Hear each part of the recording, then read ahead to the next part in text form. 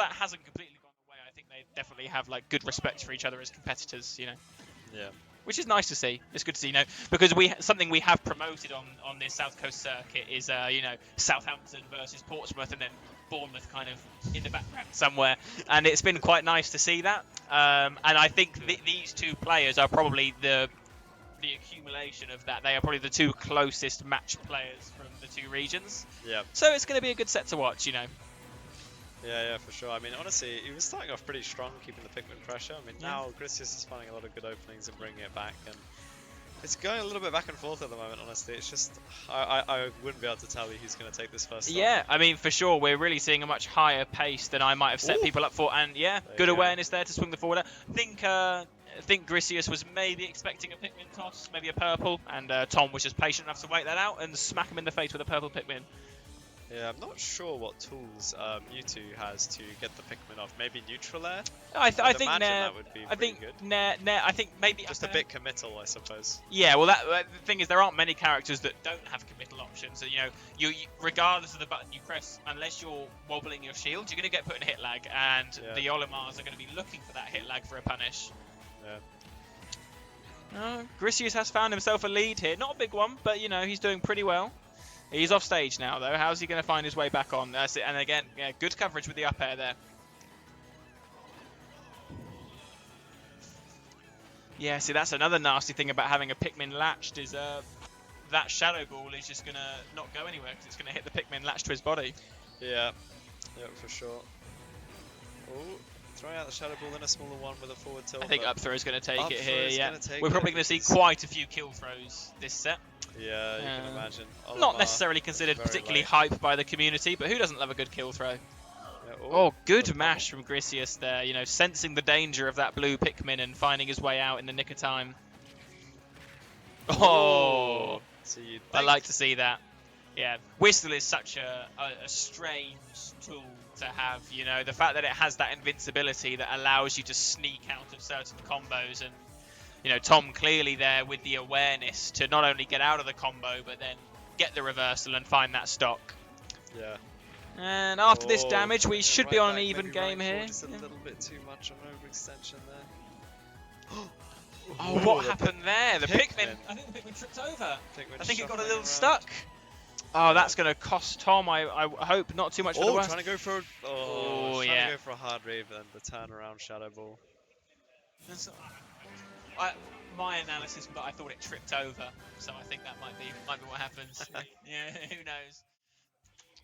I'm sticking Mewtwo.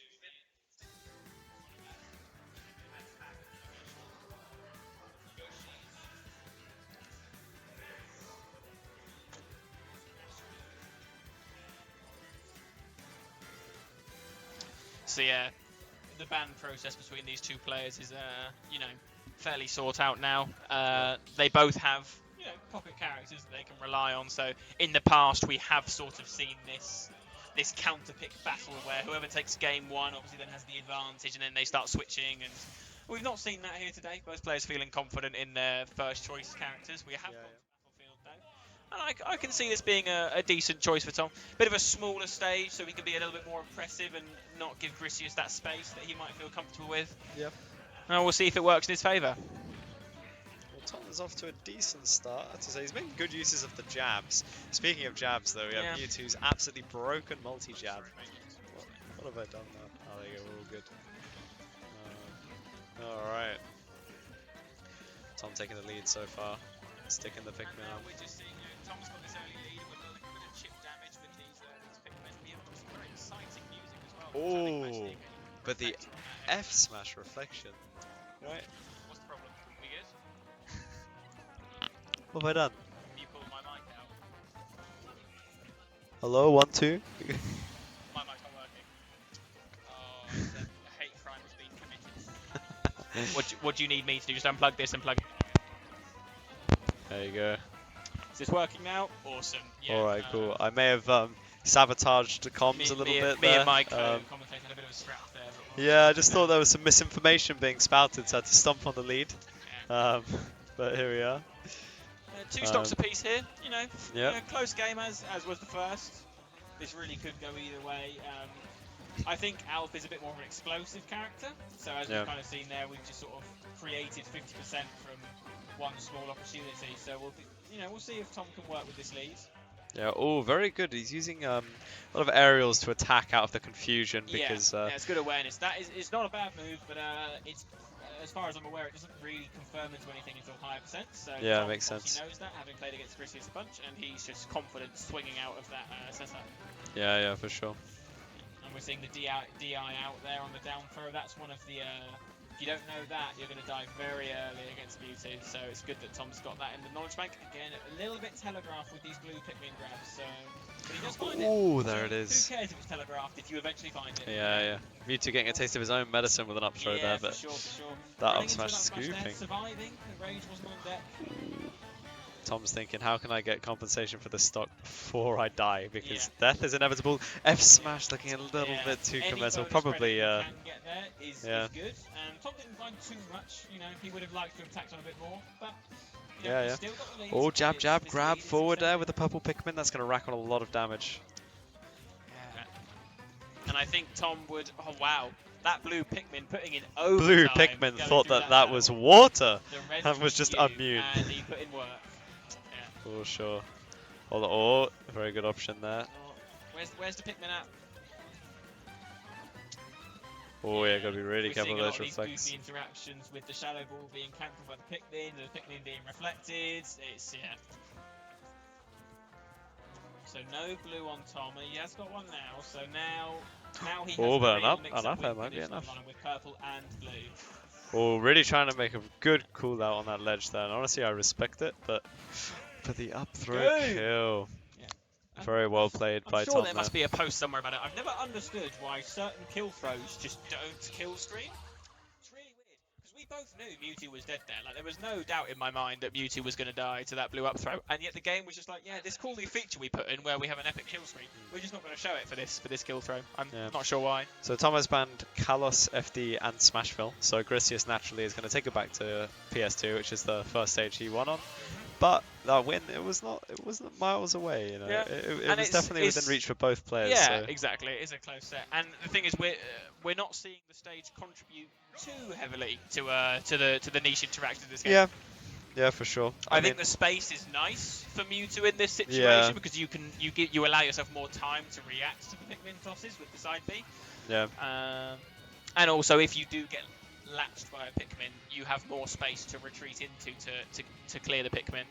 Yeah, makes sense. Again, we're seeing a fairly even and fairly aggressive start to the game. This isn't as slow as I was making it out to be. These characters really are piling on the damage. Yeah, very good cool out from QualiT there. Just sort of throwing some Pikmin out, hoping they're going to deal with the warriors of Shadow Ball. Down throw forward. That is good damage. And that's the thing with Olimar is he didn't have a latched Pikmin there, but if he'd have had a latched Pikmin, there would have been an extra 20% on top of that damage, and that's where this character can just be crazy. For sure. Oh, but the up throw not going to take it. Even with the pummeling, it just was not quite enough. That is a poor up throw. I thought that was a really strong up throw, but Shadow Ball's going to take it. Unfortunate from Tom, probably either overcommitting or mashing buttons a little bit too hard there and was locked in an animation. Got hit by that Shadow Ball, but Tom still has good Again, this is the extra credit we were looking for. Getting a grab. Is he going to find a confirmation hit? He is. And now, we've not seen him hit one of these down airs yet. Typically, I think he does find them quite confidently, but who knows? Maybe Griseous is mixing his timings a bit more confidently. Yep. For sure, good up air from there, just sort of keeping it back, but...